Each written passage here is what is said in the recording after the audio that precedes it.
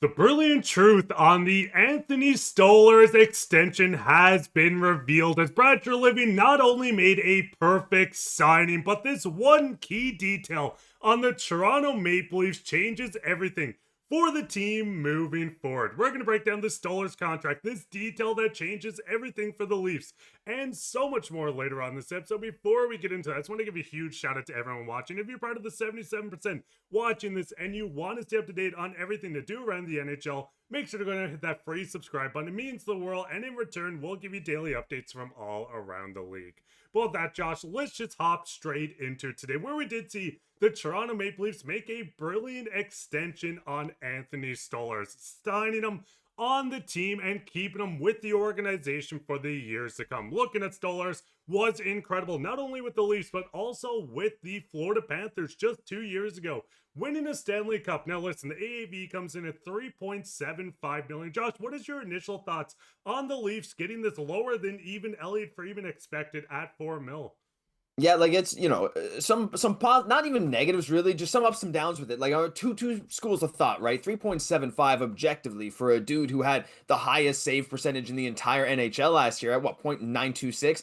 That's objectively a steal, right? So for the performance, I don't think you could have gotten a better deal. And if he keeps up those same numbers, which he's kind of expected to do, I imagine, especially with, a Leafs team that has some pretty good D-core, expected to be decent defensively at least, I think that could prove to be very good value. The worry, I don't know if I want to say worry, but the concern maybe is that he really hasn't played full seasons as like a number one guy, right? So it's a bit interesting there. You can see he said, I thought it was a huge success for me personally, just being able to play a career high 34 games and get the role as a 1A, 1B and play stretches of games and to play as well as I did. The most impressive thing for me was my consistency, just being going out there night in, night out and taking a lot of pride and really giving the team a chance to win. So even he said, look, career high 34 games was a different thing for him. And so there is risk on the Leaf side, which is why I think it brought the AAV down. So I don't really think with a rising cap, it actually is a risk, I should say. You just don't really know because of the lack of sample size with him. But again, with Joseph Woll there as well, Mark, I don't see a world where this ever ends up being a bad contract. And I think it has the upside of straight up being one of the best goalie contracts in the entire NHL.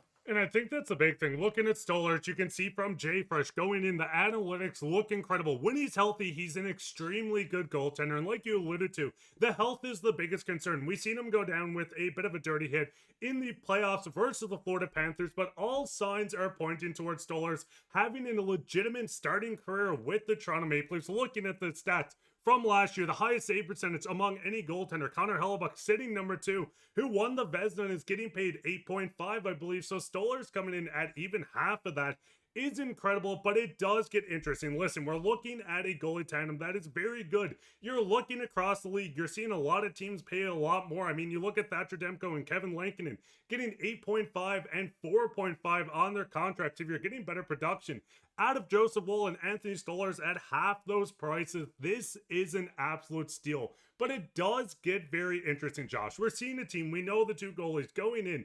Joseph Woll is out with a leave of absence right now, but when he returns, this will be one of, and if not, the best goalie tandem in the NHL. But it gets interesting where there's some details. Now listen, we're not going to break the news that we see a PTO with Optimus Rhyme. We knew this already. But there is a few key details with James Reimer that's going to change a lot. Listen, James Reimer is getting up in age, started the Leafs career as a Toronto Maple Leafs, doesn't want to touch on the situations like the 3-1 lead, but the big thing with James Reimer and what's going to kind of change this entire team, Josh, is we're going into the new CBA rule where you need to be cap compliant. But there is the disappearing the backup goalie that a lot of teams are going to start to use. You must list an 18 skater and 2 goaltenders on your roster being compliant to the cap. But if the Leafs go in knowing their starting goaltender, if this is Joseph Woll, if this is Stolarz, you can put the other in the press box and just free up extra room for them to roster a better team on board. Josh, what is your thoughts on this? Listen, Reimer is not signed as of recording this, but do you think the Leafs might look at this and say, hey, he has the experience, he's been around, he knows the organization. Let's get him in on a vet minimum and start to use these rules to our advantage.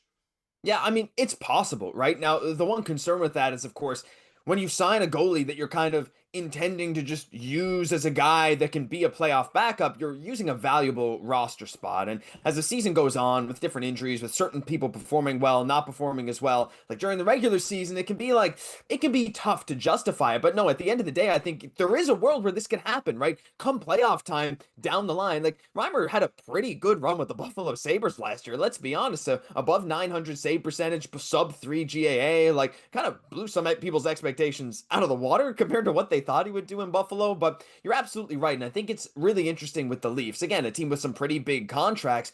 Having that ability to do this now in the playoffs, just scratch someone to fill in a different roster spot, I think it's pretty good too, especially since both of their goalies, this 1A, 1B thing, which has worked for some teams well and maybe some other teams not so well. But when it comes to the playoffs, you have Stolarz, this year still 2.5, but next year 3.75, Wool at 3.66.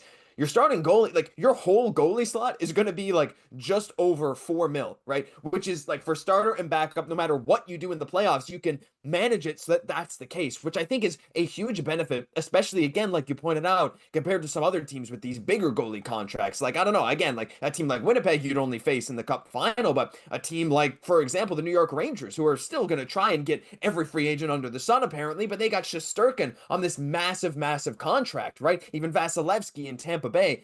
These teams with these huge goalie cap hits, it will kind of affect the rest of their forwards. And again, with this LTIR stuff, you really never know. Again, in Florida's case, especially. But I think it's really interesting for Toronto, like to be able to know that if you ever need to in the playoffs, you're going to get a good 1A/1B goalie plus whatever backup you need for just 4 mil cap it. And you're freeing up almost 4 to bring in another forward if that's necessitated when you come to the playoffs. I think it's a really interesting point for roster flexibility. But yeah, I think it's just another thing, like it's all made possible because you got a pretty good team friendly deal. And yeah, I think this is going to pay off in big dividends for the Toronto Maple Leafs. And I think the big thing is too, looking at James Reimer, we know the Leafs goaltenders have not been the healthiest over their career. So getting in an extra NHL experienced goaltender like James Reimer would be perfect if you're having a guy, and listen, this is all depending on if he clears waivers or if they just want to keep a third goaltender. But I do think there is a world where getting Reimer in is perfect. You keep him on the team, you put him down to the Marlies to get some reps. He can join this group with the veteran leadership, and you're not relying on someone like Dennis Hildeby, which, listen, I love the Hildebees, but getting a guy like Reimer in does help a lot. And Josh, the big thing is with this extra cap space, if they go do this route, we already know the Leafs are going to be actively looking for top 6 health. It's already out there. Brad Treliving has made it clear. But do you think with this small little role, with the goaltender signing for so little, that maybe this makes them a little more aggressive going into deadline?